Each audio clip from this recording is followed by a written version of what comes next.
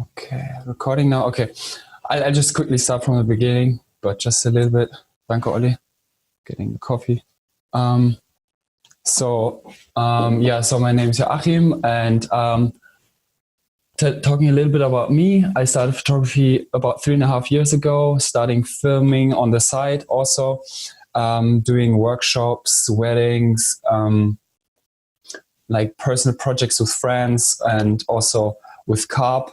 I'm doing also some podcasts and other workshop videos and flyers and all that stuff. Wait 1 second. You see my presentation screen, right? You see the slide, by the way? Okay, good. How cameras change my perception is going to be the topic today.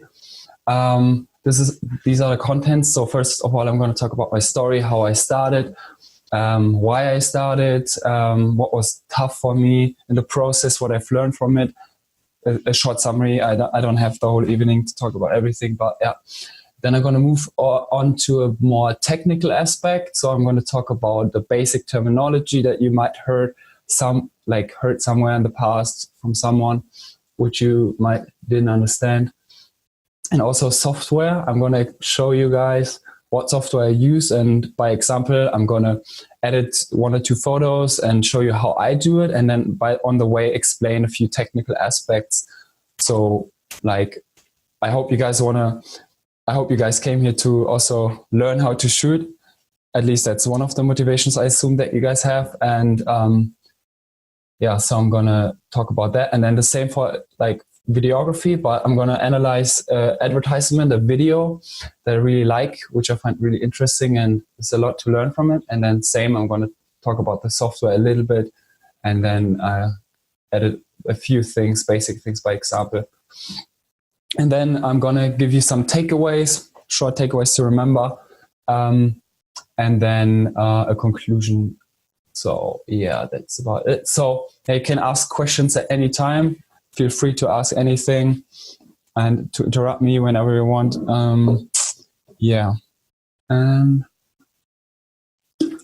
So first of all, since we're not too many people right now, I want to ask you just a short, a 1-sentence, 2-sentence introduction, why you are here, and if you had any experiences, what you want to learn from this, or like the basic motivation. Yeah, I mean, if that's only if you want to, though. So I don't know who wants to start. Maybe Steffi and Devlin, and then move on from there. Steffi? Well, I think I just really like your picture, and I'm interested in how you got interested in photography, and Mm-hmm. Do you have any experiences? Do you own a camera? Or yes, but I don't use it enough. So Okay. Thanks, Devlin. I know a bit more about you, but So I mean, I'm here because I know Joachim really liked photography, and I was just curious to hear a bit more about his experiences with that. And of course, maybe get a new perspective on the art, because everyone sees things in a different way and has a different vision when it comes to this kind of stuff. So I thought that would be interesting. And personally, I did a lot of photography when I was in school, and then I went 8 or 9 years without really touching a camera, just because I was focused on school and studying and the rest of life. But this past year or so, I've gotten back into it. Okay, thanks. And then Human. Yeah, I mean, I don't really have any other experiences. I mean, any experiences other than putting a camera on auto and taking pictures. So learning a little bit more about the craft, and maybe 1 or 2 things to step up my Photography game. sub professional photography game. Nice. Cool. Ari? Dein Mikro ist stumm. Ariane? Okay, if she's not here, then... Okay, Domme, do you want to continue? Please. For me, it's pretty much the same as Filman. I don't have much experience with photography. Okay. And I'm also here because I want to support this Carp event. Nice. And also hear your experiences and get to know the art a little bit more. Cool. Yeah. Thanks. That's it. Nice. And there's two Arianes, I just realized. And then, okay, there's Steh, Andy, Naomi, and Lisa. So, Steh, can you go? If it's okay only, no forcing. Ja, hallo. Hallo. Also ich bin gerade unterwegs, deswegen Krass. kein Video und so. For me, I'm also really interested to hear Joachim's story because, I think I helped him a little bit by lending him my analog camera. So I'm curious to hear how that helped on the way. I started getting interested in photography as a teenager.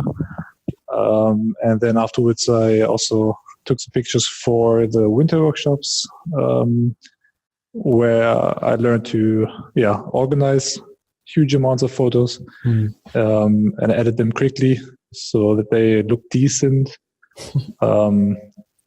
And what else?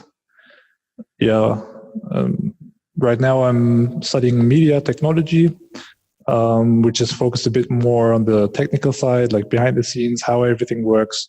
So I'm curious to hear Joachim's creative take on photography.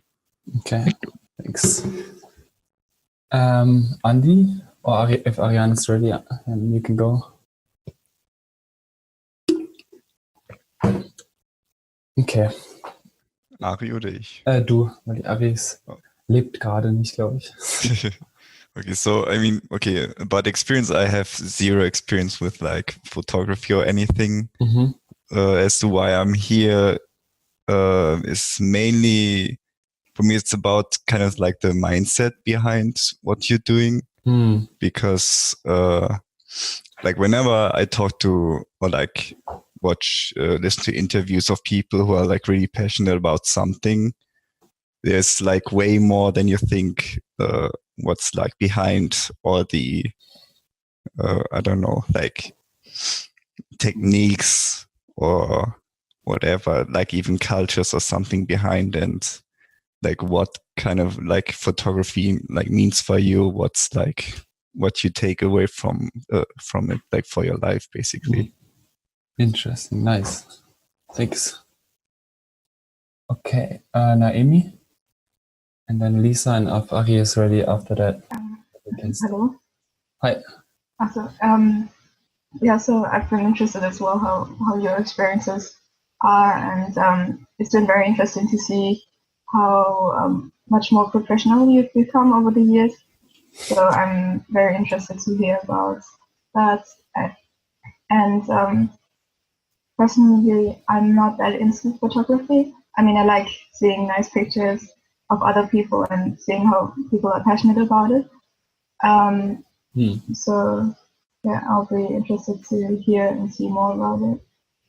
Okay, nice. Thanks. Lisa? Okay, I think she doesn't have a microphone. 1 second. Okay, I think, sorry for those guys who can't speak or because of their microphones or for any other reason. Okay, there's a chat message. Okay, don't know why my mic doesn't work, okay. Okay, maybe if you can fix it later, you can share. But I think it's best to continue now. Sorry for those people who can't speak again. Okay, so that was really interesting, by the way. Many people wanted to know my catch on photography. So I'm glad, and I'm happy that so many people came, by the way.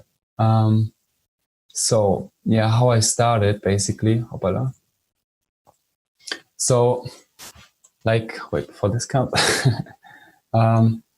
So yeah, for the majority of my youth life, I was looking for a passion or talent or something that interests me, but I could never find something that kept my interest. And it's like there were times where I got desperate about it and really like unsatisfied with it. And then 3.5 years ago, after I went to Chompion, not related though, I was watching YouTube tutorials based on videography because I was doing Regio-Beiträge for my Gießen community, not like high production value, but I needed to know some basics. So I was watching some YouTube videos, and then in my recommendations back then, I got some more photography related videos, and I just clicked on them. I had time on my hand. As I said, I didn't have a considerable hobby at that time. So at that one specific day, I just out of, almost you could say randomness, I decided to go out and shoot. And I borrowed the camera of my sister Ariane back then. I didn't have one. She didn't know about it. Right, Ari, if you remember. So that was the first day when I went out. And I didn't have high expectations. I didn't have a specific plan in mind or any pressure. I just went out to shoot, no goals really. And and that was quite interesting of an experience. Obviously my photos weren't great. I'm going to show you some now. So this is the camera. This is like a 200 euro camera. It's not really expensive. Kit lens, which means standard lens, is not really amazing. It just does the job. But I think, those are edited photos. So, so one takeaway I want to share with you, I'm going to share takeaways in between, but summarize them after all. In the end is that, I'm going to explain this also later. Always shoot RAW compared to JPEG. That's like a camera format, which helps you to edit better. So these photos up there, were RAW. So I edited them in my programs already.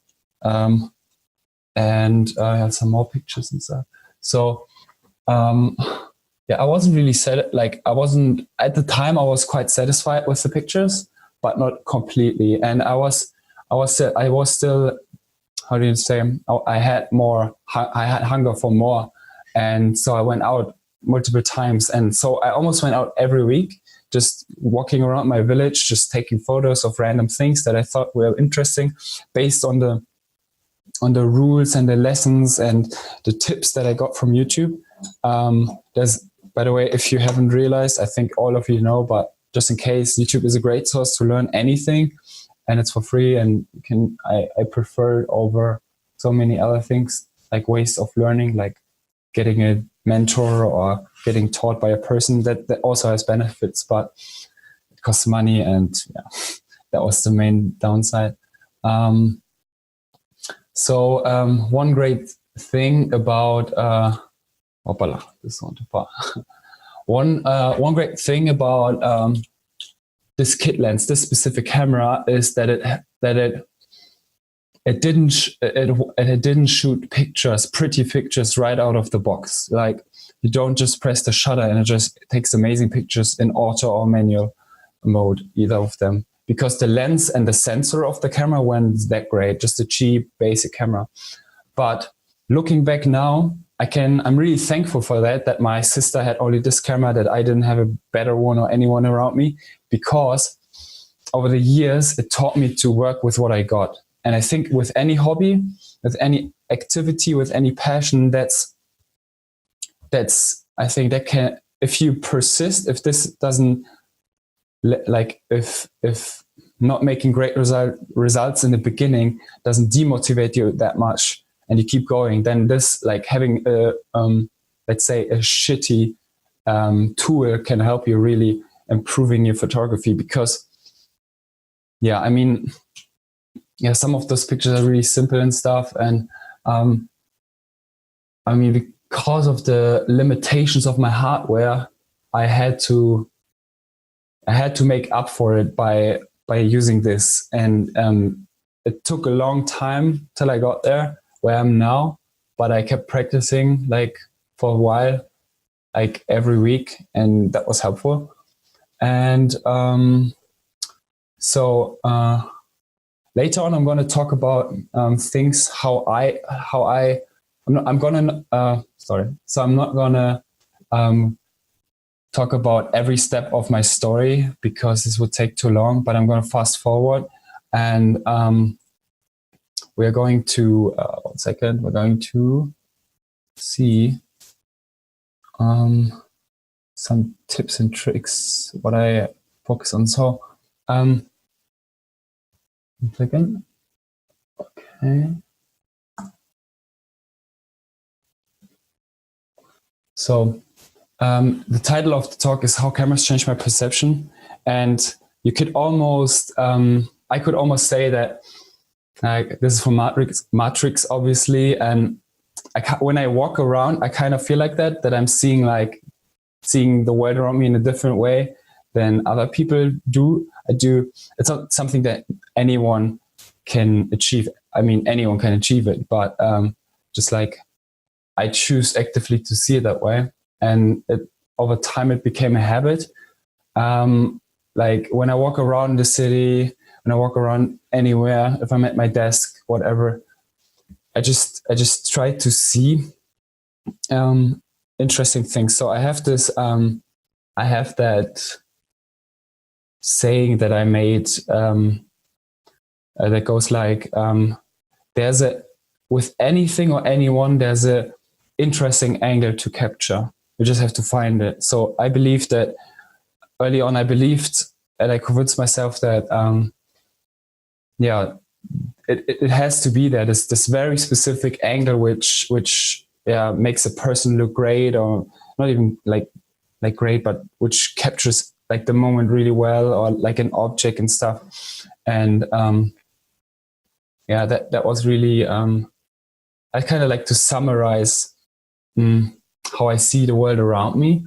And but I'm going to talk about more in detail later on. I'm going to pull up some Instagram posts of mine, some example pictures to explain how the thought process was while I was doing these. But for now, this is about my story mainly. So photography, basic terminology. So now this is the things that you might have heard, but let's begin with the definition of photography. So just a little bit schooling here, so you learn something after this. So photography is Greek. It means light and drawing combined. Because photography is basically working with light. You have like it's a task where you learn to understand light, how different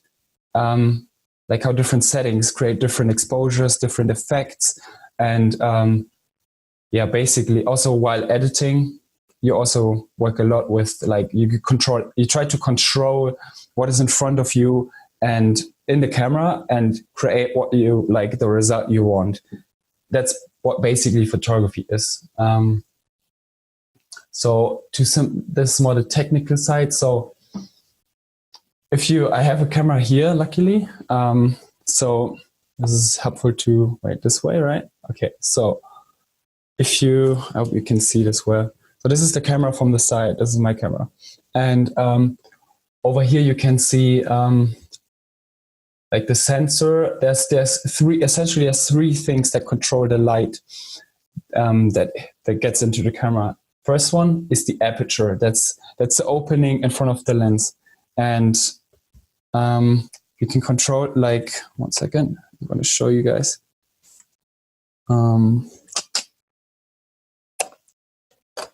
So I hope you can see with my camera. See, this is the opening of the, this is the aperture, and it can change the diameter.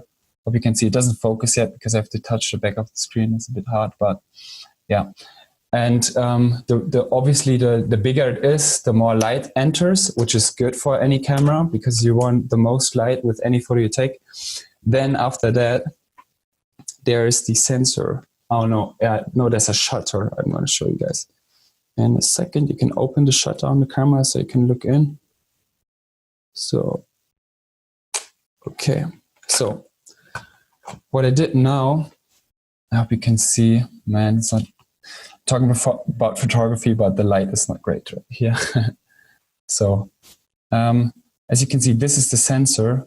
And in front of that sensor, wait, I'm going to put this down. Can you guys see? Okay, good. So, wait, focusing. So, in front of that sensor is the shutter, which comes down about now. So you can't see the shutter because there's a mirror. But every time I take a photo, I'm going to take a photo now.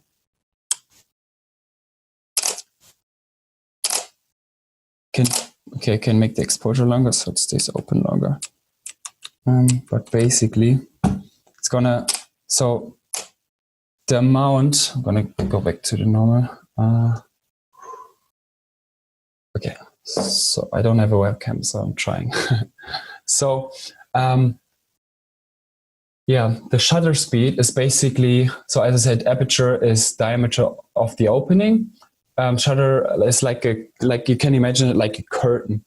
And the longer this curtain is open, the more light enters, and then and then it closes again. And this is basically the click sound you hear when you hear a professional camera called DSLR, which has this mechanic inside which opens the shutter and lets light hit this sensor, and then basically hits a sensor. And these three settings, these three like physical parts have also a software aspect in the camera where you control the light.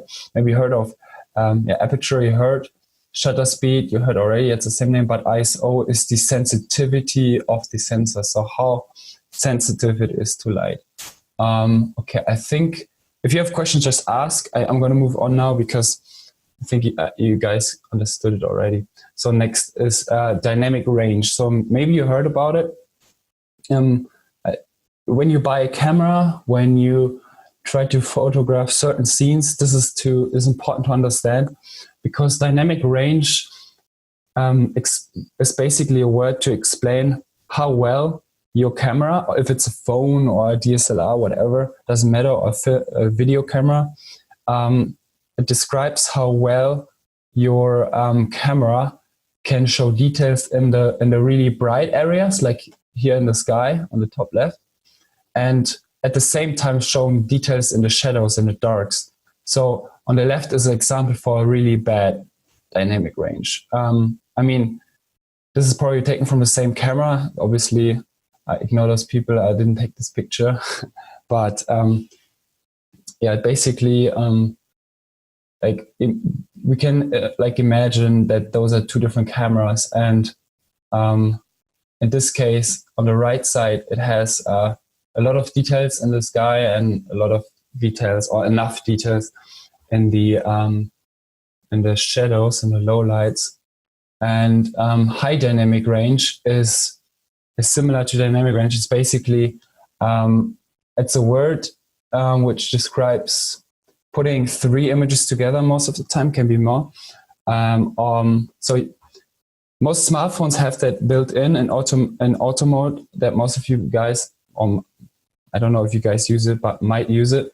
And it basically takes multiple photos at the same time, and it stitches these photos, it layers these photos together. And for the sky, it takes the dark photo and just uses the part of the dark photo for the sky, and the same for the low lights, for the dark areas, it uses the brightest image to just brighten up the dark parts, and that's how it is done.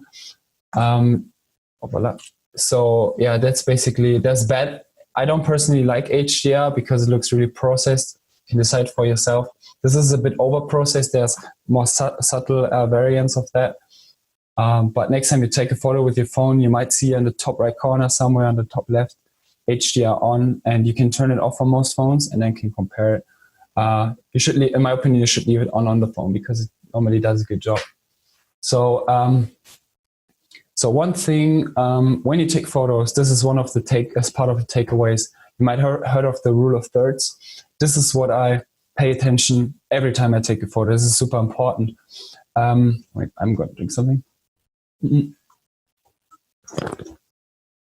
So, yeah, the rule of thirds, you might heard of it, and it basically, like, it's a rule, but it's a rule to be broken sometimes. That's the first thing you can keep in mind. It basically divides an image in 9 sections, and there's those intersections where they hit. Those are called the points of interest. Personally, I don't know why it works, but apart from me, many photographers believe in it and use it, and in my opinion, it works and it makes a difference. So what you want to do is you put your subject, that can be anything depending on the photo or in the context of the picture, putting it on the point of interest. Yeah. And we have a what do you say? A skyline, not a skyline. Yeah, a horizon. Yeah, horizon. So we have a horizon, and most people just, and including me in the beginning, just pull up the camera and photograph right in the middle, right? Just don't give much thought about it. That's the easiest way to do. Most people do that. That's fine. But if you put things in the center, my experiences, and next time you take a photo, try paying attention. It kind of looks boring putting it at the center. There's some psychological processes that like how we perceive a picture, like how Western society perceives pictures, that you can use to your advantage. For example, so most people look in the when they look at the photo, they start at the center. So once you put, like, let's say you photograph a person, this, like the webcam right now, this is me, and you put me in the center, most people will start looking in the middle and they see my face. And when you put the only thing interesting picture in the middle, people look around and they don't see anything interesting. So the interest level is quite low already. And what I've noticed, what defines a good picture from a bad picture, what differs when you compare good and bad pictures. I got much better results and reactions from people when I didn't put things in the middle, for example. And then let's say I put myself here. Wait. Yeah, I put myself here, which would be the equivalent to this, roughly. And then the people start searching, and with photography, you want to make people search, because looking at a photo can be an experience. You can look at a picture and just like, you remember the books, the game, for like I don't think it's a game really, but the book where you try to find Willy. I think that's the name of this person with the red hat. Yeah, like he's in a crowd he's in a crowd. There's many people, and you try to find that one person, that one face. That's kind of like a metaphor for my understanding of photography. You want to make people have an experience when they look through your picture, and then like you can put like things on the point of interest. The horizon is also not in the middle, in the center. Many people put the horizon line in the middle. In this case, they put it in the top third on the line. And another example would be people. I think the rule of thirds is also I think it's really important for people, almost more important for nature shots. Because it's just like, as you say, same as I said, it's at the point of the interest. You don't have to be exact with this. Another takeaway is to keep in mind, no matter what rules you learn, no matter what rules I tell you, no matter what rules you hear on the internet or for someone else, those rules are there to be broken at some point. And when you don't feel it, then you shouldn't do it. I mean, sometimes it's like, don't get me wrong, try out things, try out to apply that rule of thirds in this case, but then try something else. And if it doesn't feel right, just reframe the picture. This whole overall topic is called composition. So yeah, if you want to look something up on the internet, type in composition rule of thirds, you're going to find something. By the way, at the end of the presentation, I have a list of YouTubers and tutorial videos and playlists which I really liked, which were the most helpful in my past YouTube discovering period. I still watch tutorials, but not as much as I used to. And yeah, okay, I'll share them with you so you can have a look if you want to know more. All kinds of things. But yeah, that's basically the rule of thirds. Yeah, okay, moving on. So you might have heard about RAW versus JPEG. So I mentioned it in the beginning. So RAW and JPEG are two formats. JPEG is the most common because it's the most used picture format, file format on the internet. And RAW is a professional camera format. So the difference being, starting from the outside, they are much bigger. RAWs are much bigger. Most of the time they're 4 or 5 times of the size of a JPEG. You can, on some phones nowadays, you can even shoot RAW pictures. They're also quite big. And now you might wonder, okay, why should I choose a format which is much bigger? Good question. So the difference being is that, as the name implies, RAW, it's uncooked, or in a sense, it's not processed. When you take a photo when you take a JPEG photo, any camera will apply its own effects to it. Will apply saturation, contrast, brightness adjustment, sharpening, noise reduction, anything what it thinks should be there. And because the file size also is so small, you don't have so much room to work with it. So me, as a somewhat professional photographer, I still haven't decided, by the way, if I can call myself professional or not. But yeah, I really prefer RAW because I'm going to show you an example. One great help was, first, you have more dynamic range. This is another example of dynamic range. It's a bit subtle, but this red area in your editing program of choice shows clipped highlights or clipped shadows. Clipped means that it's overexposed, that it's so bright that it's basically white, or in the other end of the spectrum, it's black. And no matter how much you change the brightness, the contrast slider, anything on your program, on your editing software, it won't change. It stays white. And what this red area implies is that it's blown out, it's clipped. And this is JPEG, this is RAW. And yeah, we're gonna move on to an example. I think you guys might like that. So I can show you more what it is about, but there's another example. So you see, most of the time when you take a RAW photo, it looks, I would say, uglier than the JPEG, because the JPEG has all these effects already applied.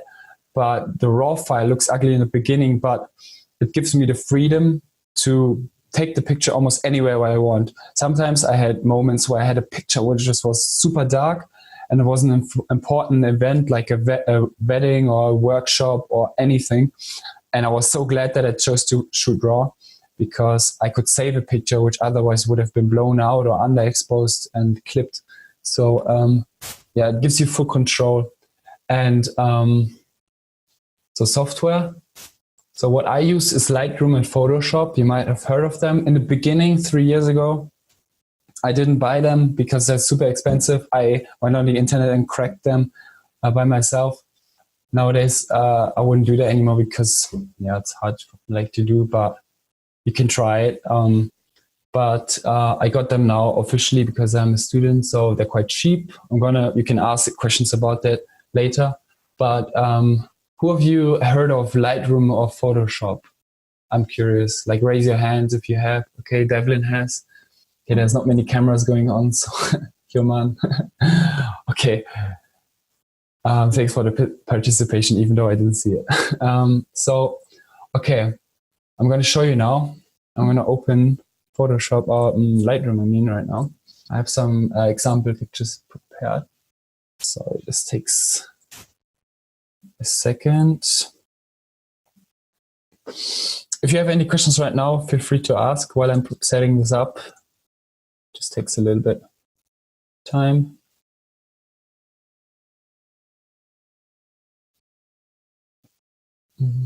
Almost ready. Clipped. Okay, clipped is another word for overexposed, überbelichtet in German. So it's a word I caught, like that I just caught and kept in mind just because many people use it in their tutorials. So I don't know. It's not so important. It's just like a different word to say overexposed, basically. Yeah. I'm going to show you this also. So, I can't minimize this. Fine. Okay. So,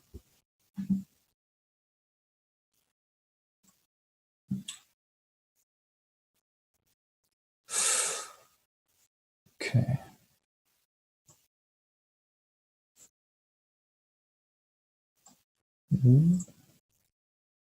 Okay. So, can you see my screen? Okay. Good. Gonna see all my private things. No. So these are 2 RAWs I've prepared, just picked out because they're good examples.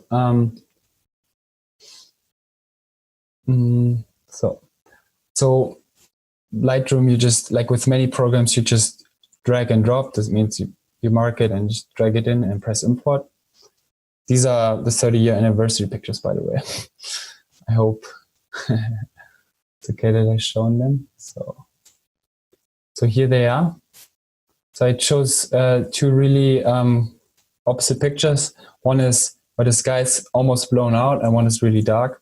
I'm going to start with the dark one. So what you want to do is choose and then press develop or entwickeln in German. On the right side, you're going to see a really common setup, like a really common, let's say a really common view. In any editing software, you're going to see something along those lines. This is like exposure, contrast, so on and so forth. So this is RAW. You can see, like, the good thing about RAW, you also preserve all the settings. So these are like the settings I was mentioning. This is shutter speed.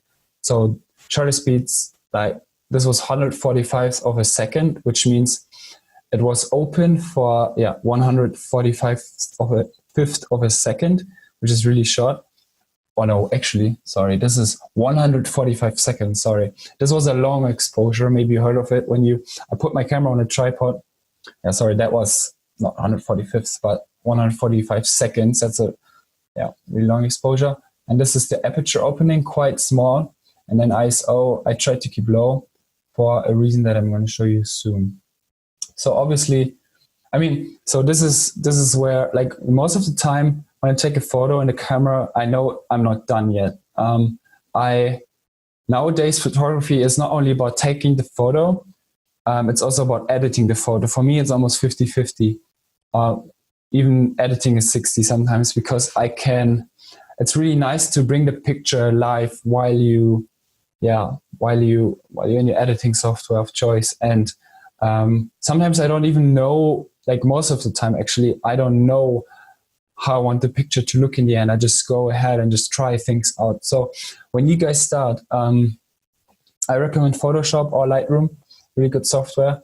There's not really a cheap alternative that I heard of, like a for free version. But you can always download the trial version for a few days of both of these programs on adobe.com.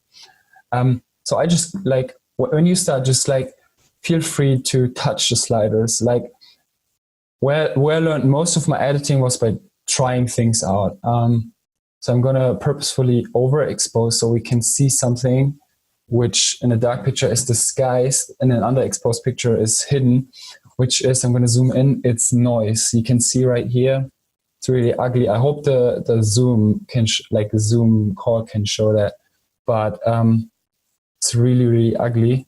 And it makes a picture less sharp. It just looks not nice. You lose details. And I on purpose, the lower the ISO is, the less noise you have. I'm gonna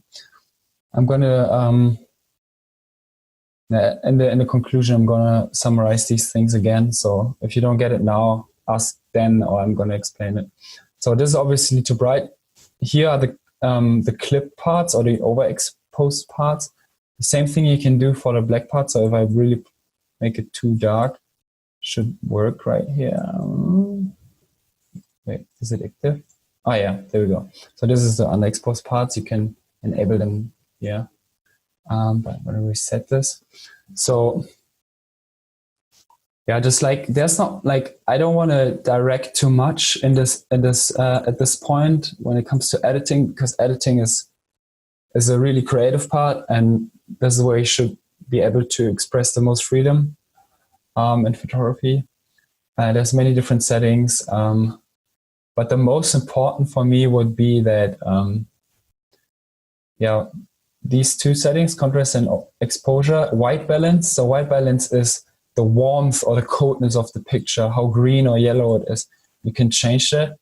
For most part, it's really, I leave it mostly on automatic, which does a good job most of the time, like 80% of the time. And there's settings like clarity, this one. And just to give you my personal opinion, leave your fingers from that, like, because it just makes many beginners touch this because they think it makes their picture look so good. I'm guilty of it too, but I watched like good YouTube videos which kind of mentored me in not doing this. This one guy called Jared Polin, maybe you know him, he's American, and he said this is like, it's kind of like a noob slider, a beginner slider. So because like for landscape photos it's okay, but for people shots it really makes people looking unnatural. So so then there's different things. So I'm going to show you a useful trick is how to get rid of noise. So with this thing I can choose the area I want to zoom in. So as you can see, there's like noise, there's like this ugly stuff, and there's Rauschreduzierung. It's like, I mean, photography, honestly, it's not like a witchcraft. It's just knowing what does what, and you get there once you start and once you practice and once you try, and just a matter of trying out. So one also another takeaway is, by the way, if you want to take notes, you can do that. So yeah, like as any hobby, photography takes time, and it's your choice if you want to take the time for researching or for practicing, actively doing what you want to achieve.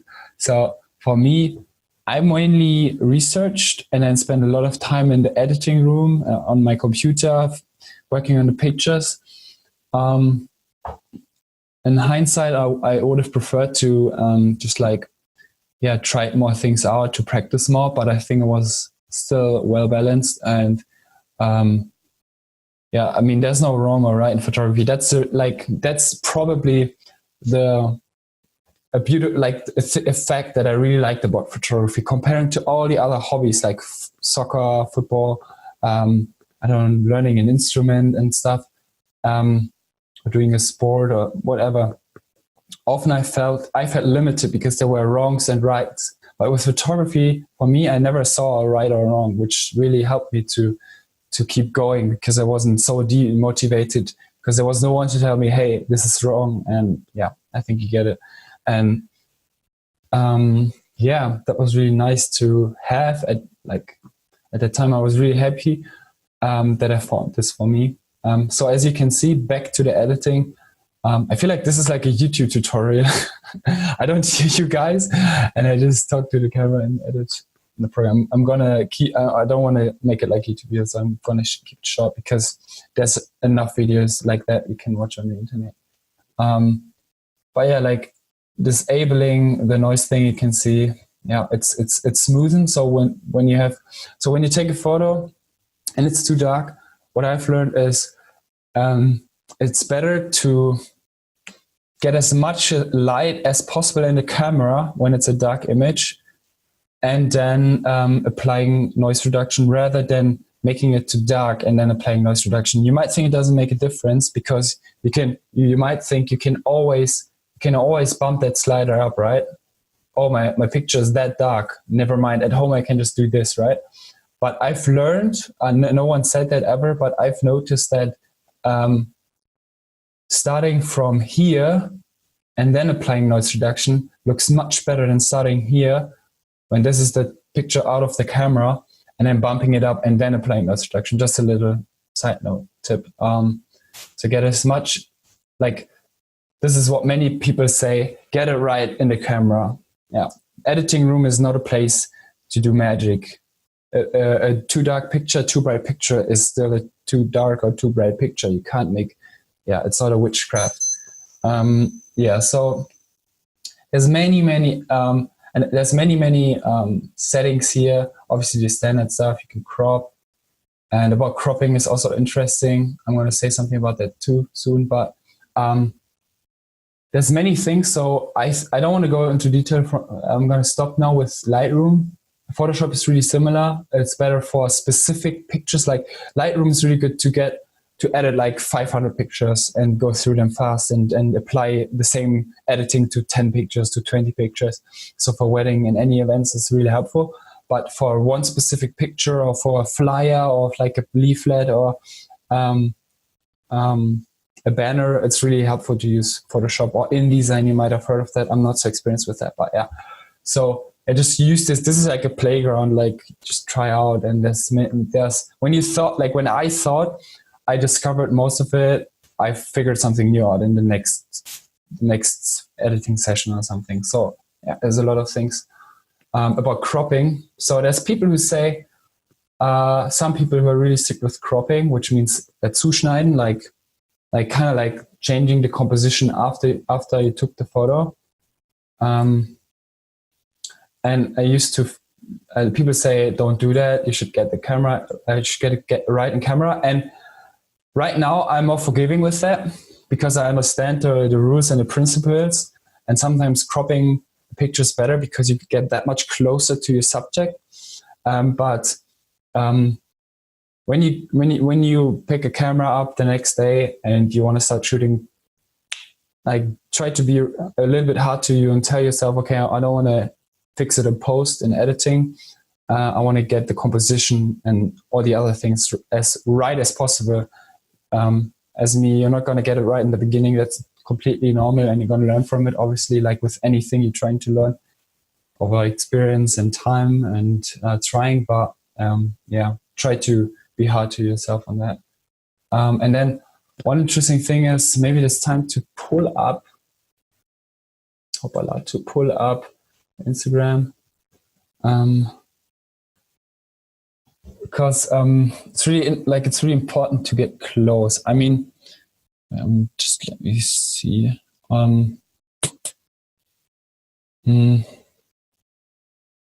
So wish I had the before and afters right here, but I didn't prepare them. But I think it's okay. Photography is a really visual thing, so I wish I would have prepared that. I forgot about that, but sorry for that. But when you take a photo, when you think you're close enough, go closer.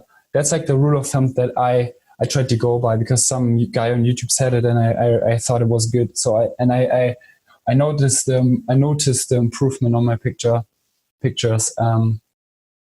So there's like one area of photography which is the technical side, and many people, they get lost in it. I got obsessed with camera gear, what lens to buy, what sensor do you have, oh my god, which software do you use, blah blah blah.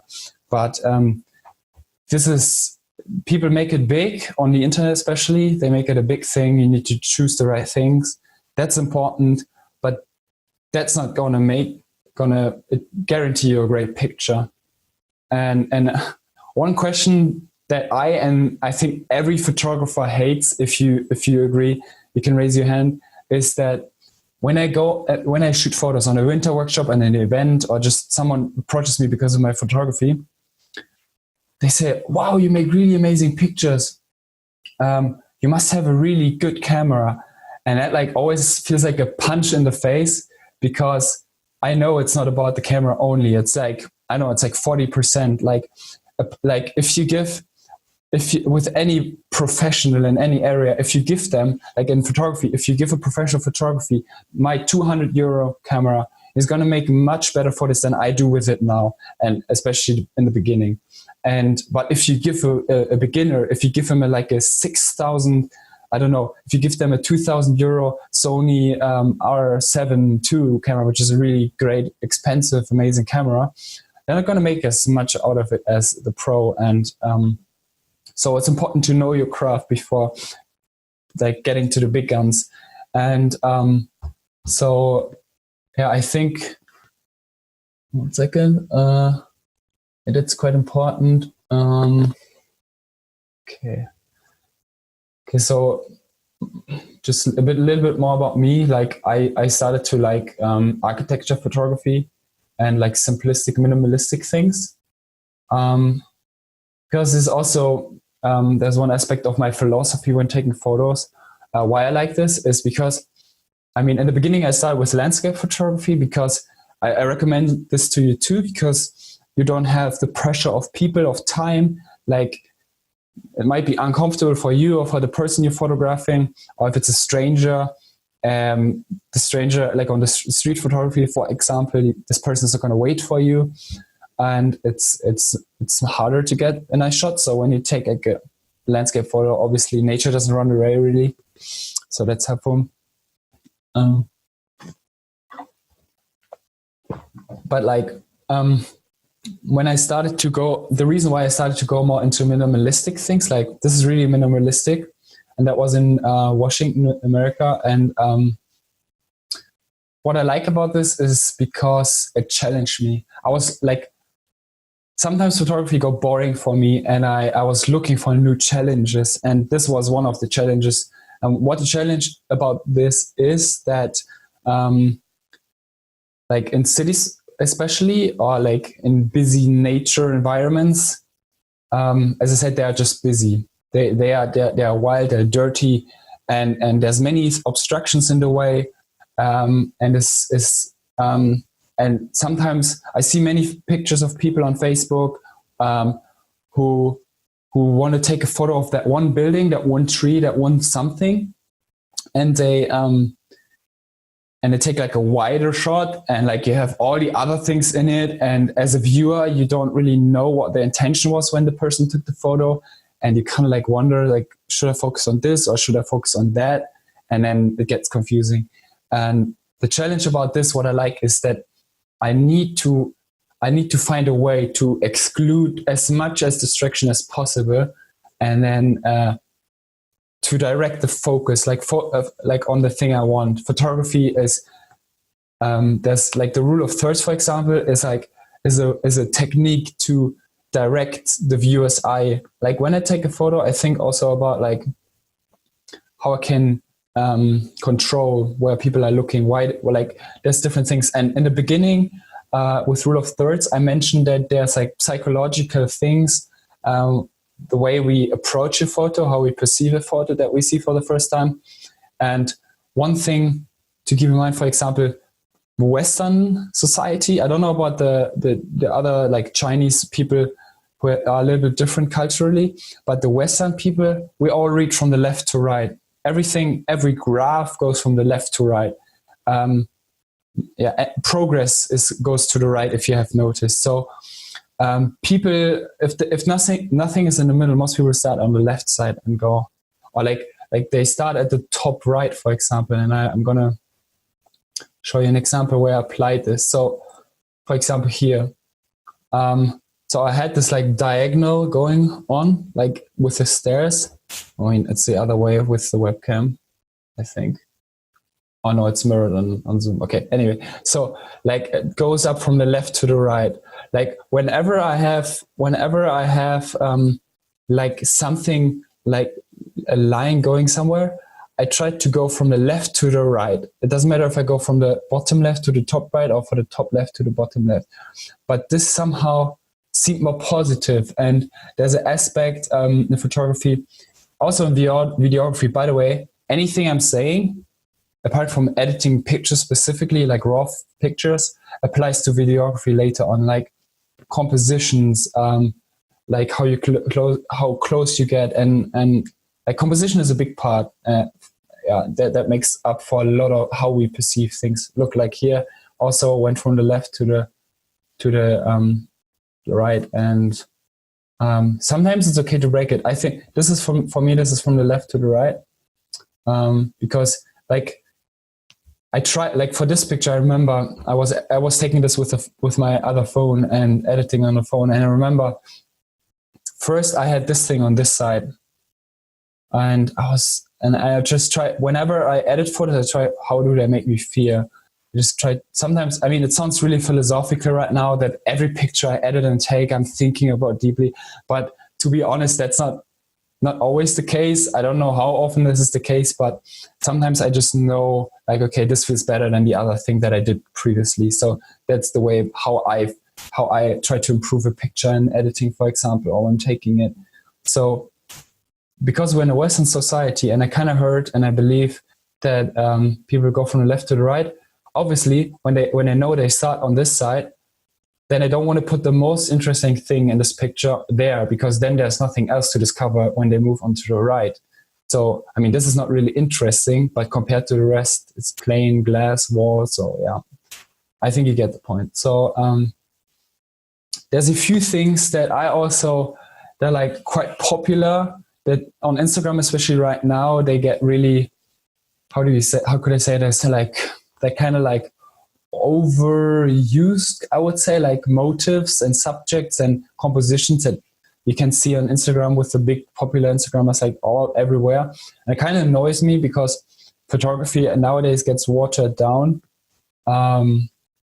So yeah, that's not like a great thing, but I still have those, like, I have like this preset in the back of my mind where I can like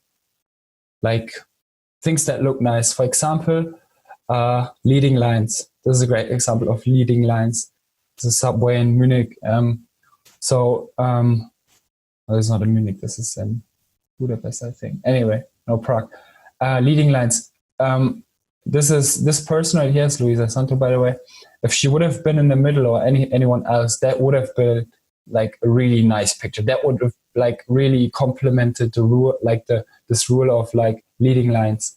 But you can see, obviously, like shooting into tunnels, long streets, all these things, they ultimately put your focus of attention here. So whenever you let's say you have a friend out, you're on the countryside and you want to go out to shoot a few portraits, and you wonder, okay, what can I do with the background to make my subject really be the center or the most interesting, like most interesting thing in my frame. And it's kind of like this learning to, like, having this preset in mind, learning over time, and like understanding is a big part, but like having this preset to apply these rules, so you can basically help the background complement the subject, and that they work together, and that it creates the ultimate picture. I don't know. So another example for rule of thirds. This is a photo my grandfather took. I still can't believe how he did that. And it has the most likes on my Instagram. I never reached 200 likes. This is 460. This is crazy. Almost 460. But here's rule. There's also a slight rule of thirds. So if you imagine one line here, and then there's a line here and here. So it's kind of in the center. Like, those rules don't have to be followed perfectly. Don't get caught up on that. I got caught up that. So, but it's like in the lower third. Like, it would have been ideally if it would have been on the line. But as I said, it's not about being perfect with those rules. And for me, it works. Kind of like you have the nice background, 2/3 of the picture almost, and then the bottom third is just reserved for that one. I don't know who this is, but this one hiker in the mountain, and it's really nice. And also like, there's like a combination of small rules. Like there's a leading line right here, as you see. I mean, it's not perfect, but like your eyes like follow contrasting things. There's dark, there's bright, and all these things. You get led into this mountain area. It's really nice. This is a picture which I took, I think, 3 months after I started photography. And I think it's still one of my greatest pictures that I'm most proud of. So you have a lot of like, I don't like it because I can tell you guys that there's a lot of rules I follow. I just like it because it like for so many reasons, but it also follows those rules. And I think it's just a good proof to show how these rules can make a picture feel. I can search other versions of that, but I think it wouldn't be easy to compare anyway. So you can see rule of thirds here. Top third is for that. There's a clear line, and then you have those leading lines. It's like following you like up, and it leads to these dogs and these shepherds here, and then also this tree. Like what I was mentioning earlier, with like the challenge of trying to get a clean image and just get all the distractions gone. I often achieve that not in camera, but in post. So I use like stamping tools to get rid of all the like distractions. And for this image, I was tempted to take this tree away, but apart from that, the guy was a little bit covered by it, so it was hard to remove because there wasn't a clear background. I thought it complements the rule of thirds better, and it's like there's one line here, and then there and there. And there's like an interception point of interest here. This sheep also. I thought about removing this, but I found it quite interesting. Normally the point of interest would be here, like to be exact. But anyway, I think you guys get the point. Leading lines again, leading lines, all these things. I like when you start to see the way how I perceive my surroundings, like my photos. You can not my photos only, but any photo. You can start to analyze and defragment and just like analyze what they thought when they took the picture and stuff. So, who's this? This is my sister. I hope it's okay for you. Oh yeah, I think it is. So this is a double exposure. Maybe you never heard of it, never saw it. It's basically putting two pictures above on top of each other and kind of playing with how much the opacity, German Deckkraft, and just like. So I wanted those leading lines going to that eye. Right now, I would have preferred that it goes to that eye because in photography, there's a dominant eye and there's a not dominant eye. And there is like, so I'm going to pull up an example picture of a really famous photo.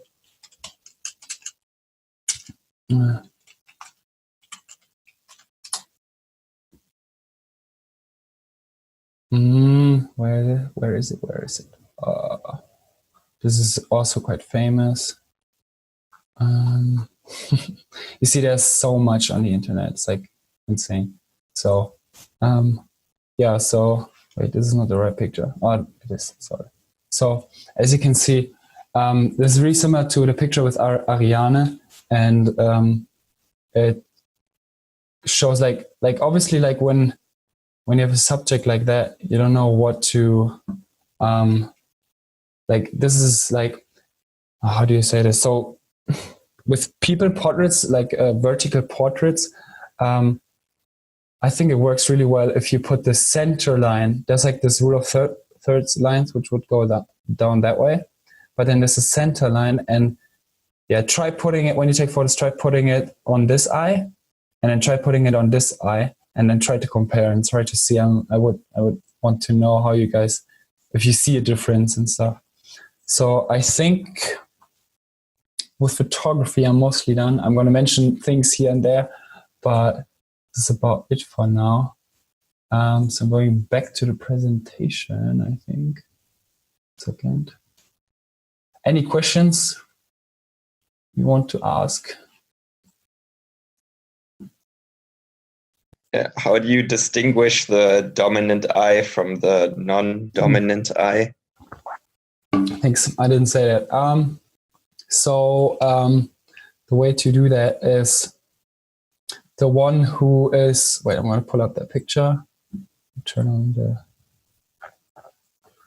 Joachim, Yeah. I typed in like the group chat, Afghan girl. I think that's the one you're looking. Ah, yes, you know. Nice, yeah, Afghan girl. Yeah, this one. Yeah, this is really famous. Oh wait, no, that's not the one. What the heck? Okay, there it is. Yeah, but so basically how you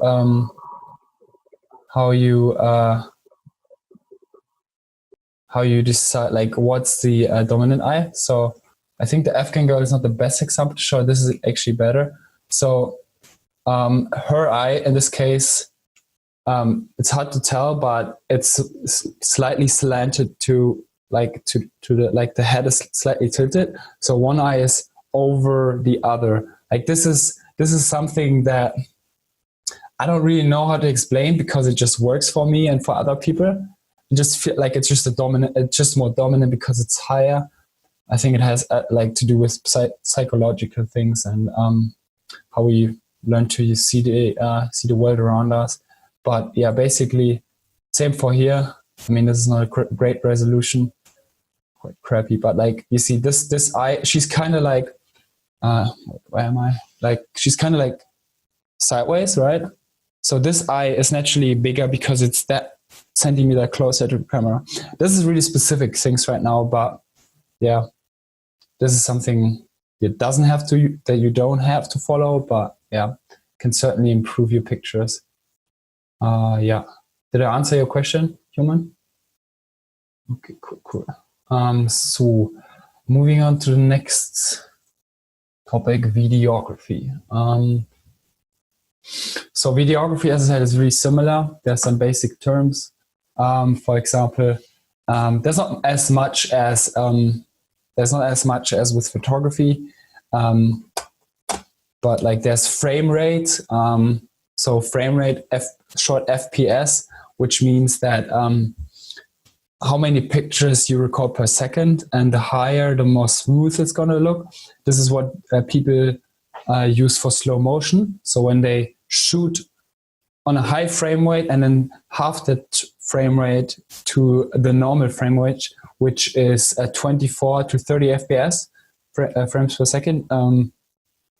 What movies use is 24 frames, and everything lower than 24 frames, roughly everything lower than 24 frames, I kind of estimate, looks choppy to the human eye, because you can say we have like a natural refresh rate, our eyes, like how far we, like it's like basically video is an optical illusion, because it's many individual photos played back fast, and that creates the illusion of movement of like that the one picture makes sense with the other and just creates this video. It's called, yeah. So this is one term, and then another term is that like a file format, MP4. It's not as complicated with photography. MP4 is really used commonly, and it's fine to use that. Filming is not as hard as taking photos. When it comes to setting up the camera, there's really much less settings. You still have to set up the shutter speed, the ISO, and the aperture, the opening, if you remember the graph from the beginning. But when you have that set, it's not really a big deal. Then you can focus on filming. Like you don't have to edit as much, and like you don't have to make the picture look that much brighter, because you should get it right in the beginning. So now, so what I use is Premiere and After Effects. Premiere is also, those are all Adobe programs. I'm not paid to say that, obviously. But Premiere is Premiere is used for just chopping up basically video files, putting them in the order you want, and then putting music under or audio, applying simple effects. And then After Effects, as the name implies, is to make more advanced post-production effects, like inserting a 3D model or removing something from a moving image, which is really hard. But I didn't even have the time to master this, because this is like After Effects is a whole different like aspect of videography. In my opinion, it's much more difficult. So now we're gonna analyze a video. I'm gonna open the program soon, but I want to show you we can watch something together. Okay, this is a really great video. As I said, it's an advertisement. I'm gonna disable and enable so we have voice sound. If you hear me, which I don't think, or if you hear yourself, tell me, but I think should be fine. So, okay, you can see the screen. You can see it. Okay, and you can also hear sound. Okay. Okay, can you still hear me talk over it? Okay, good. Because the music is not so important. So what I want to show you is basically a sports advertisement. And okay, before I start, actually, sorry to cut it off right here. I need to say something in advance. So, with comparing photography to videography, videography is a lot about motion and how you move the camera, and you can express a lot of emotion depending on how you move your camera. And so what is really interesting when you have a sequence of shots, right? You have a movie, you have a small little sketch you want to make, and not only the shot you take in itself, like the one video clip, is important how it's moving, but what this video is really showing us really well is that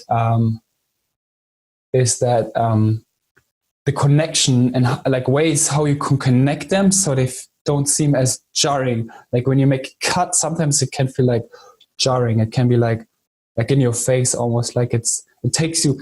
In movies, sometimes this is used on purpose. In horror movies, for example, when something is really like unexpected and just like cuts to a completely different thing. Let's say you have a wide shot of a house, like you see a big house like far away, and then suddenly it cuts to a close up of a face. And I don't know, doesn't need to be scary, but you get the point. It just creates, the cut itself creates a jarring emotion on top of what's already there. And so sometimes you want this jarring cut, but most of the time with normal things, you want it to be working together. So it shows it quite well here. Yeah, I'm going to play it now. I'm going to stop when I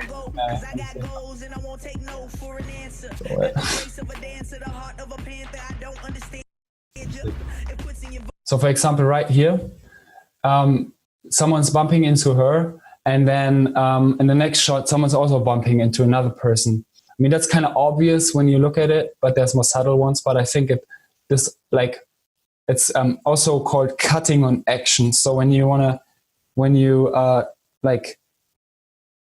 sometimes it's hard for me to decide when I take a cut. But what really helped is cutting when someone does something. So let's say in the Things Festival, I used a lot of things that I learned from this video. And I'm going to compare it next to each other soon. But it just like, yeah, just creates a more harmonious cut. So it's playing it again. So if you see that, like, I mean, yeah, I'm going to continue. Only if you have questions, I can and stop. But like, yeah.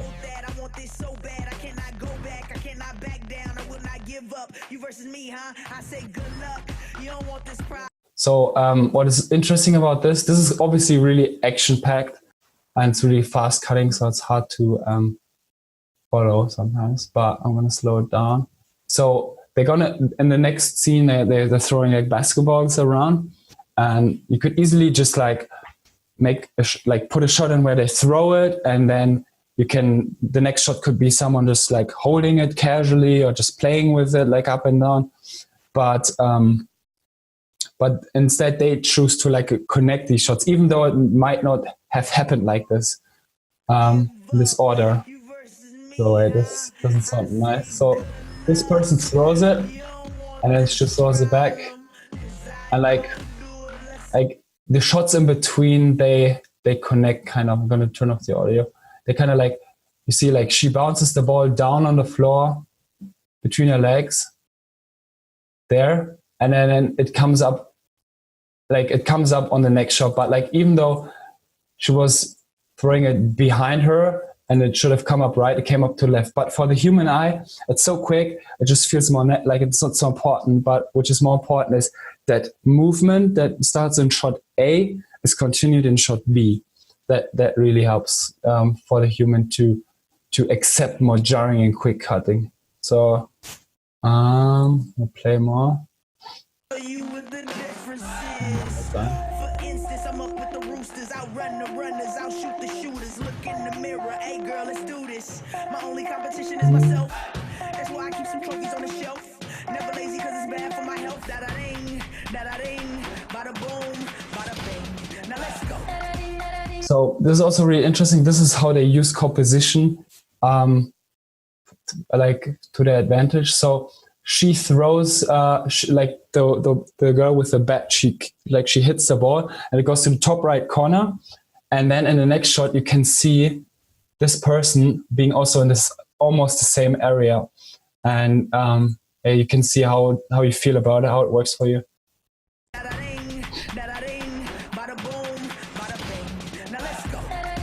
See, so when you cut quickly, you have not much, the human eye, the viewer's eye doesn't have much time to how do you say, adjust to the next shot, because just sometimes not even a second. But things like that help your viewer, like to direct the eye. Same as photography, you direct the viewer's attention to what you want. And that's what you basically use all those rules for. So yeah. Nice example.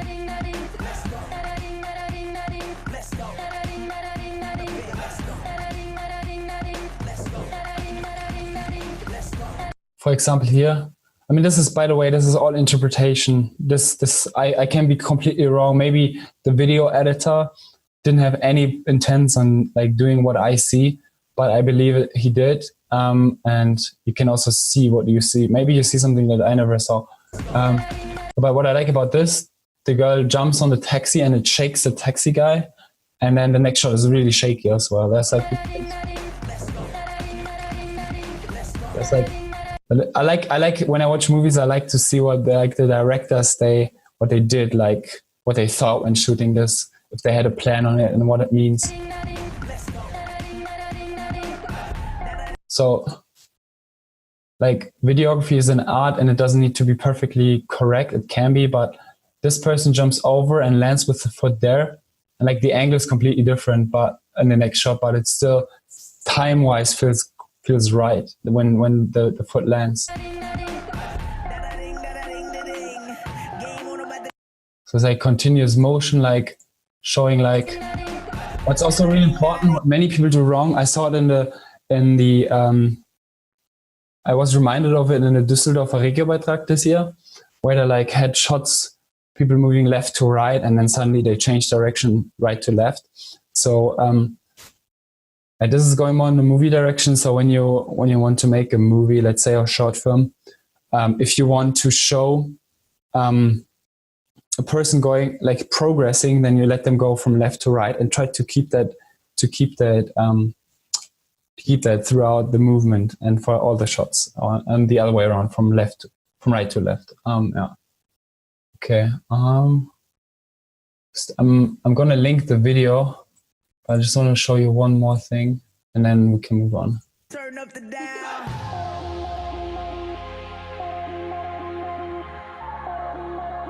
So there's also continuous motion of punching. It keeps zooming in, and then she hits it, and then there's like this tilt angle right here. It's like tilted to the side, right?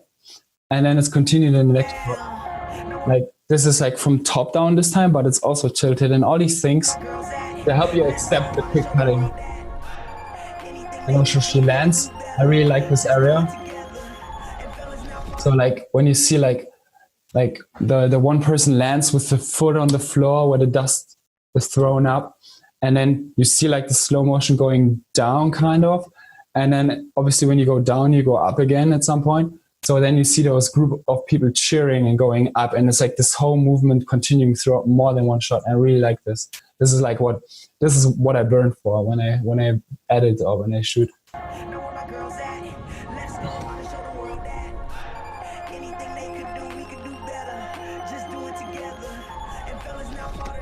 yeah, there's a lot of things they do in Sweden. I really like it. So I think, yeah. Any questions so far right now regarding anything? Okay. Where is the Things Festival? There we go. I mean, I just want to show you parts. You all know it, so I'm just gonna show you certain areas.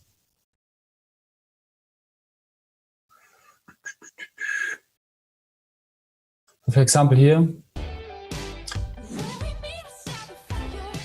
when Timo was throwing the frisbee, where it is caught is where, like, it's in the air, it's thrown over there, and it comes back from the same area of pictures, kind of, and then Ollie catches it.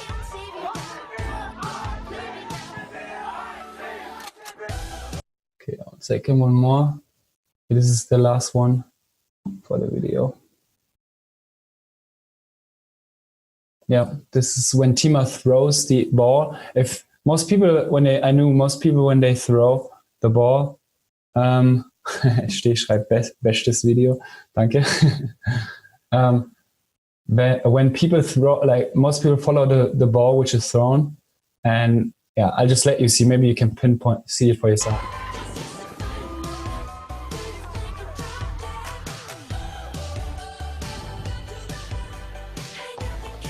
So I don't know if someone saw, but I did this. I put these like horses and Tima throwing the ball next to each other on purpose. I mean, sometimes I edit and I just note, like, just things like just randomly fit together, and then I just work on top of that and keep working with it.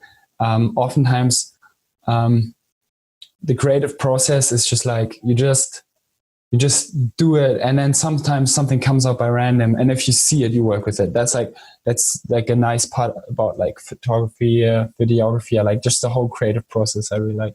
So Tima throws the ball. Some people look here. Sorry, Tima, but some people look here, and it leads to that like horse rider. And like, in my opinion, she's like the dominant one. She's the highest. She's even in the rule of thirds and stuff, and it's just like, yeah, connects these shots really nicely. Just gonna see maybe one more thing, but I don't think. Yeah, I think I should speed up. I'm actually over time right now, so yeah. Okay. Okay. So but before I come to the takeaways and the conclusion, just imagine there's a slide if you have any questions. Do you have any questions right now? This is the time, because I'm almost at the end of the presentation. Yeah. Can think, can take time. I'll drink something.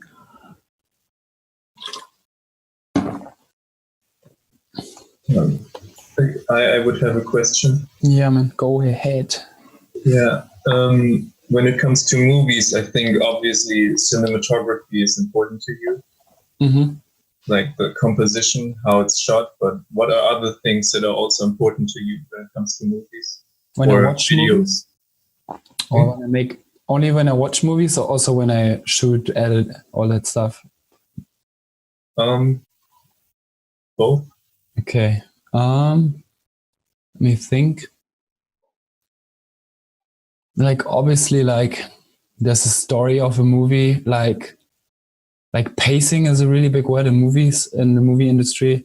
Like looking at like a whole like movie or short film or any project, like the Spannungskurve, I don't know how you say that in English, like the curve that like directs when things get more intense and when curiosity from like should rise. So I wish I would have like studied more on that, because it's really important. It's really hard to study, but still I think it's important, and I want to understand it more. So basically, like you have a story, and you have a character, and you have this character is in a world, and so there's like a setup. Like you introduce the character in some way. So you spend like of it, like you spend 10%, 20% of the movie time to introducing the character, and then you show the audience, okay, but this character has this goal or this challenge, and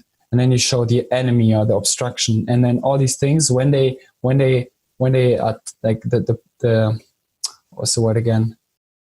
The pacing is really important to master this, and I think this is like the most.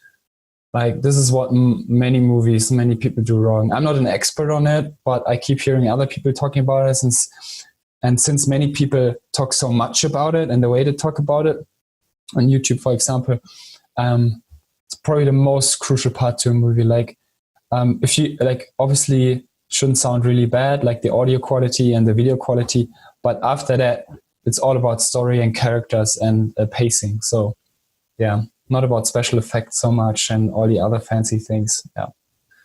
And maybe there's one more thing. I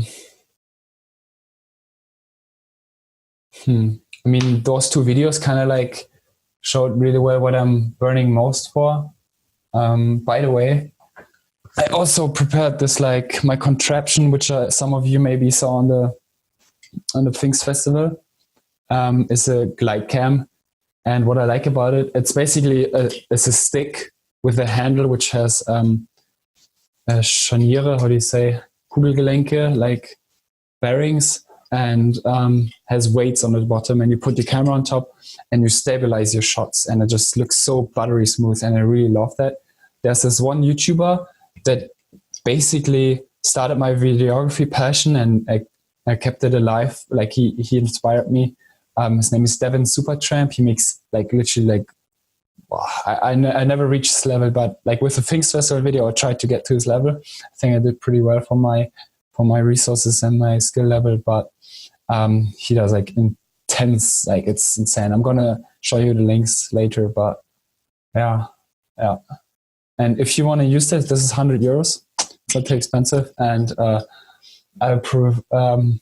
I recommend using a lens which is as wide as possible, because the more zoomed in a lens is, the more camera shake you're going to notice. Yeah. Okay, I'm just throwing that in there on the side because, yeah, I want to say it. Did I answer your question, Dominic? Okay, cool. Okay. Any more questions?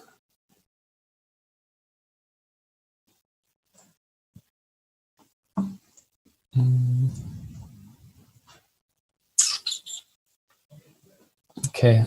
I mean, if you have questions at the end, you can also ask me personally. But yeah. Okay. Takeaways. I don't have them listed down, so maybe if you can write them down, I can send them later to you guys. But so basically, main takeaways from this. Okay. When you start, just start. If you already have started, that's great. You should just keep trying things. You should like not have the pressure to do anything right or wrong, to feel that pressure. There's, as I mentioned, don't get caught up with the hardware, with like the technical side of things. This is an important part to figure out and to master at some point. But once you've mastered this, pretty much you can't master it more, and you like it's just like doesn't like this thing, your brain, your creativity, your soul just improves your pictures that much more compared to a good camera. Like, yeah, you need to know how to use your hammer basically. And then okay, and then there's like this really, so these are like the practical tips. So there's some I didn't mention yet. So apart from the rule of thirds, which you should look into, and like with video, just like following the motion. I'm going to stick with photography, I think, for now. Is eye level. Also, I mentioned get really close to your subject. So get really close to your subject. Get closer when you think you didn't get close enough. Go to eye level. Like, what I mean by that is what I see many people do. For example, the recent winter workshops, when I came by and I saw people taking photos and stuff, many people just, no hate, by the way, I was like that in the beginning too, They stand on the sideline, kind of. They're not really close. I mean, it is sometimes scary and you don't want to be too intrusive, but as a photographer, you kind of have to accept, you have to decide, you have to make an equation in your head. Is it worth it to be a bit more obtrusive to get the right shot? Because after all, people might be happy about the shot. Obviously, like for photography, I was challenged with my social skills quite a lot, especially on big events where I got paid. Like my first event was 50th birthday of someone I didn't know. Some friend recommended me, so they paid me, and I rented lenses and stuff. And I was really nervous. And you have to be like, obviously, you don't want to be there's all types of people and photographers, and some people just stand in the middle of the stage and take a photo just blandly. I try not to be that one because I still respect people's experience that they're having. So, but like this is like the equation. That's like the thing you have to decide on for yourself. How far would you go for a good picture? And so what is important is what I see people doing is they stand on the sidelines. They're far away because they're scared, which is fine, but it doesn't guarantee a good photo. And then they when someone is like scenario A, people play huge and you want to take photos on the winter workshop. Most of them are going to like crouching down, or they are kneel down the whole way. And then you need to go on the eye level. With anything I photograph, I go on eye level, except for some exceptions when I want to do something abstract, like a building and I want to shoot up or whatever. But try to get as close to eye level as possible. This is probably, those are probably the 3 top tips I can give to you guys. That's from my talk. If you want to improve your photography, you should follow these 3 tips, because over time I found out about these and I really think they help out. So rule of thirds.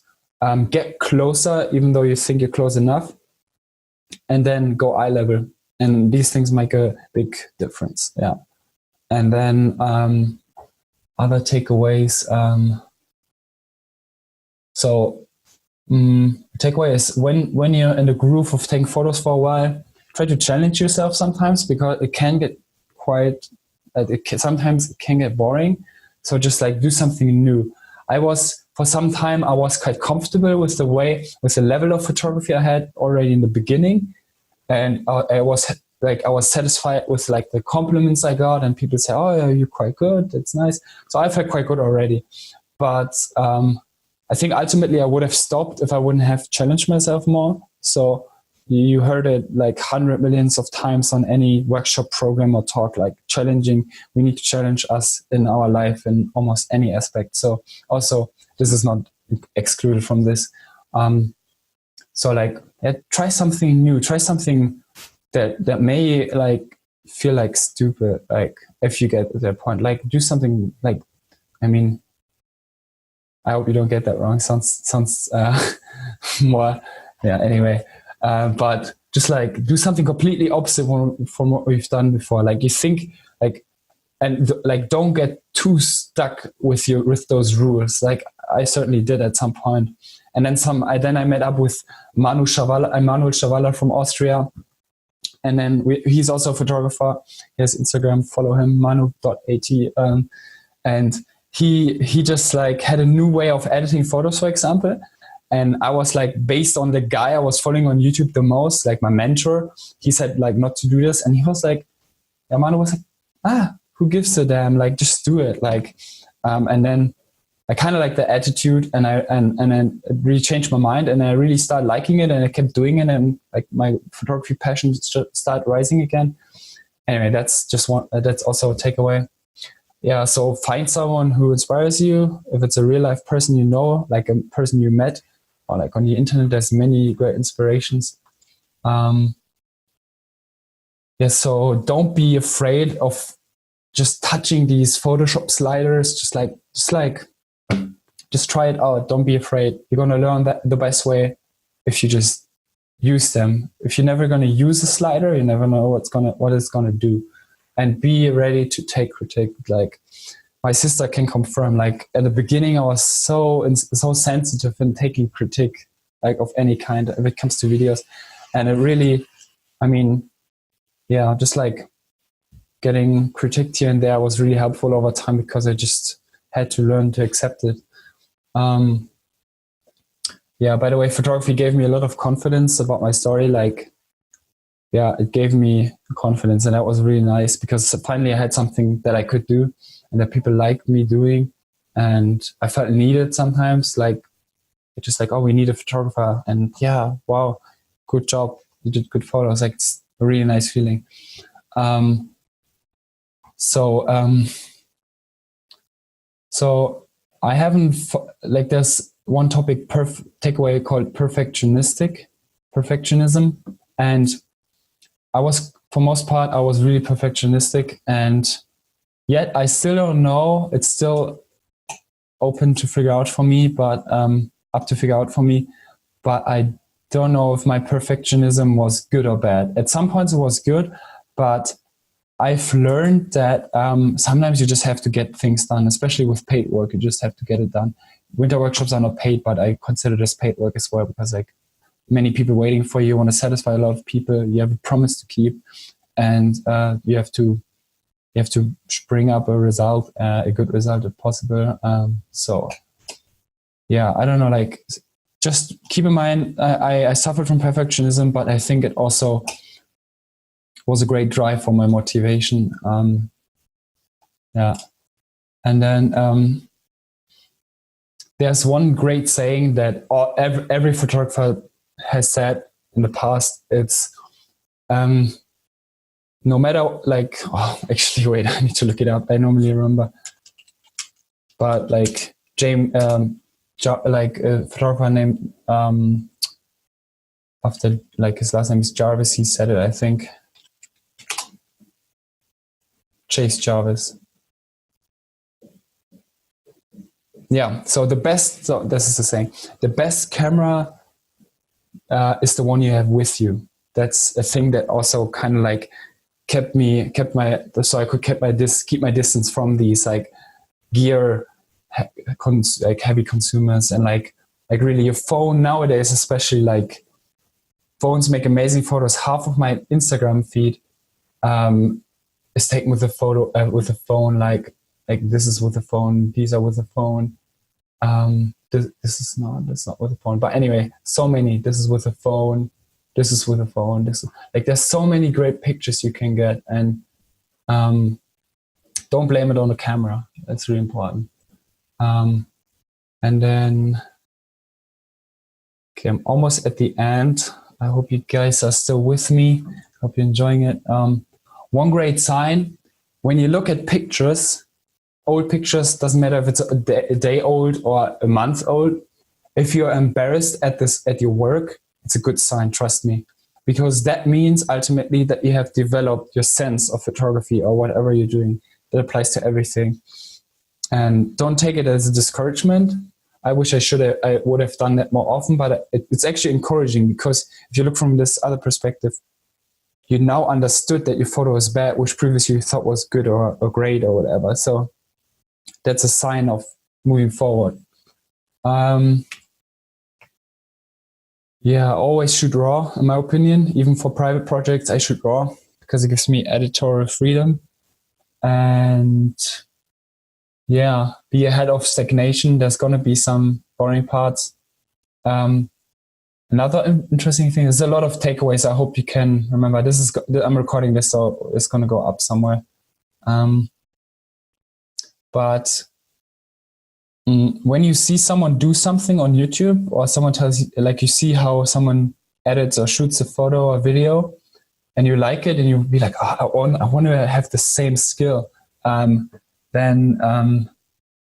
it's nice to just straight up copy that person, because it's a good way to get a feel for it at first. But ultimately, you have to make your own experiences with anything, because own experiences stick, and discoveries that you make yourself will last longer and you understand them deeper. So that's really important. Yeah, I think just scrolling through all my notes. And lastly, all these rules I've mentioned, all these things that previous people did, are just things that people did in the past. That doesn't mean that you have to do it the same way. And respect your own creativity. Like often I would personally think, yeah, okay, the other person, it looks good, and like what they do, they earn money or they're big or whatever. So what their decisions mean more, they must be right. But it's not true. Like those people started at some point also, and they all of these professionals, they took shit photos in the beginning. Sorry for swearing, but and they made their own decisions, and like this is how I think more or less how I got to my level where I'm right now, because I did get inspired by people, but I tried not to get too.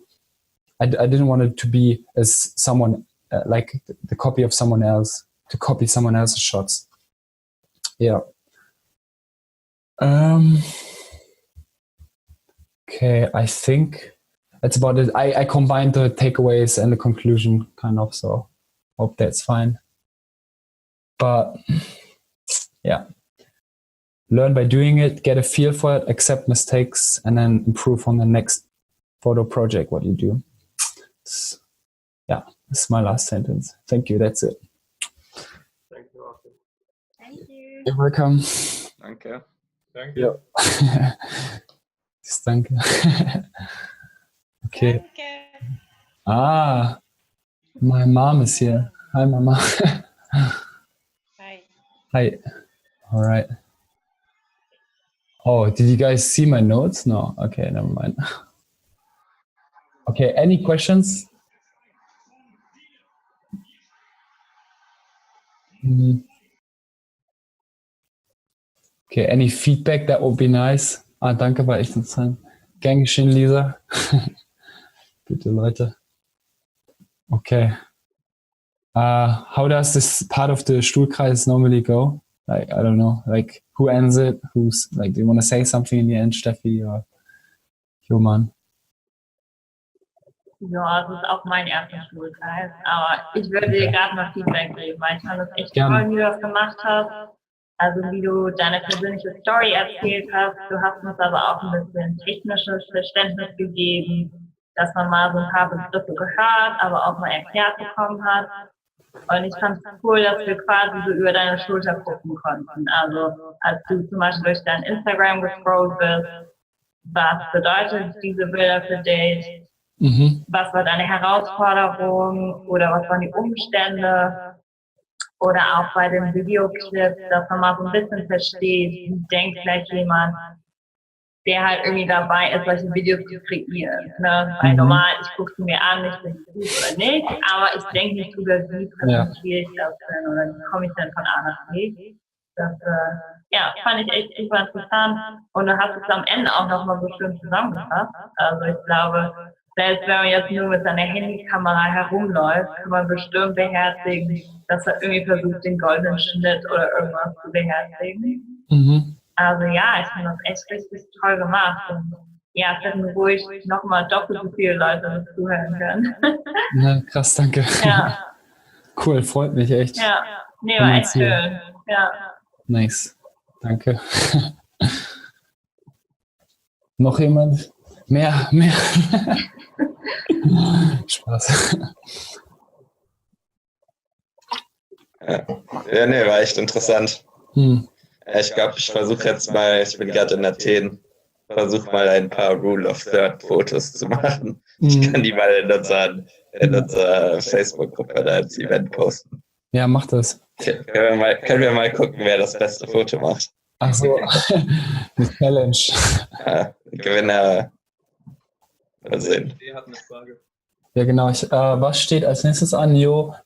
Welchen Fotografiestil findest du momentan spannend? Gute Fragen. Ich beantworte die zweite mal als erstes. Also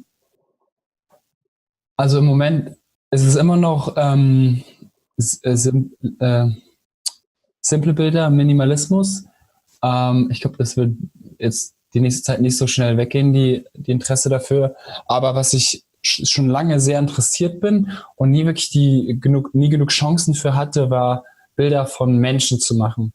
Und damit meine ich nicht auf Workshops oder Hochzeiten, sondern Studiofotografie. Also ich habe auf meinem Instagram, wenn ich nochmal kurz öffnen kann, ein paar Bilder gemacht. Ich hatte einmal die Chance gehabt, einmal hatte ich die Chance, da durfte ich ins Studio gehen in Belgien, da ein VC studiert da Kunst und genau, und da habe ich die Chance bekommen, wenn ich mal zeigen. Und auf die bin ich halt sehr stolz. Also ich bin halt sehr froh, dass ich die machen konnte. Eine Sekunde. So. Und zwar hier diese Bilder, die sind jetzt nicht alle nacheinander, aber das hier zum Beispiel, da hatte ich halt einen Hintergrund und hatte richtige Profi-Blitzer mit verschiedenen Gels, also verschiedenen Farbfolien, die man über das Licht machen. So das hier auch. Das ist Jonathan Preferz aus Belgien, das ist Shirley Preferz übrigens. Genau, oder er hat so Fotos, ne? Also das ist, ich mag das, ich finde das sehr spannend, weil ich da am meisten Kontrolle habe, weil das Leute, also Models sind, also wenn man ins Studio geht, die Art von Fotografie, die ich meine, da nehmen sich die Models auch Zeit oder ja, Models ist auch männlich, oder? Oder die Model, ich weiß nicht. Also nicht nur Frauen. Und ich mag das einfach, weil du hast einfach kreativen Freiraum und ja, das ist aber cool. Keine Ahnung. Ich finde, also ich mag Fotos, wo du das Gesicht einer Person siehst und einfach so irgendwie Gefühl dafür kriegst. So, du verstehst die Person, ohne mit der gesprochen zu haben, ohne den Kontext zu wissen. Einfach so, aber ein krasses Foto, das löst irgendwas in dir aus, genau. Und was steht als nächstes an? Das habe ich gar nicht erwähnt. Das kennen wahrscheinlich, wissen die meisten, dass ich für die Relationship arbeite. Also ich arbeite nicht, wir machen das zusammen. Ich kriege jetzt kein Geld. Aber wir machen halt Videos und das steht auch gerade noch an. Ich weiß nicht, ob die Frage so gemeint war. Das hört sich so an. Ansonsten noch mit Carp weiterarbeiten. Darauf habe ich auch Bock auf die nächsten Podcasts. Da immer zu wachsen, immer zu verbessern.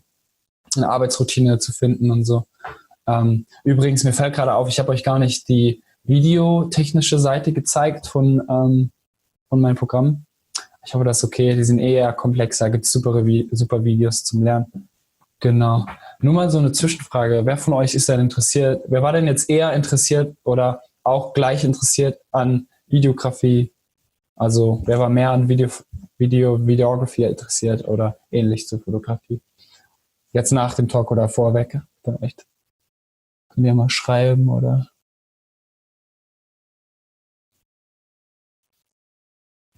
Kann man vielleicht dazu nicht sagen, aber ja.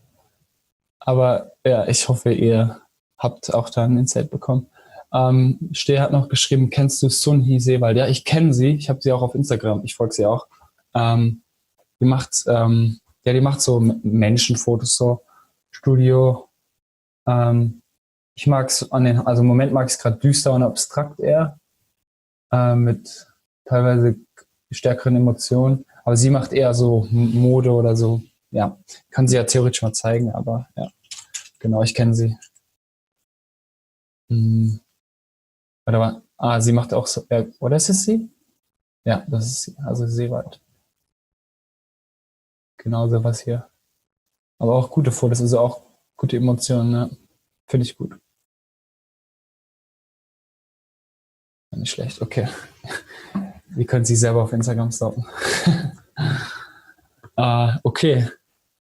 Feedback oder allerletzte Chance, weil wir haben schon nach 10 eine Frage noch zu stellen oder Feedback zu geben. The time is now.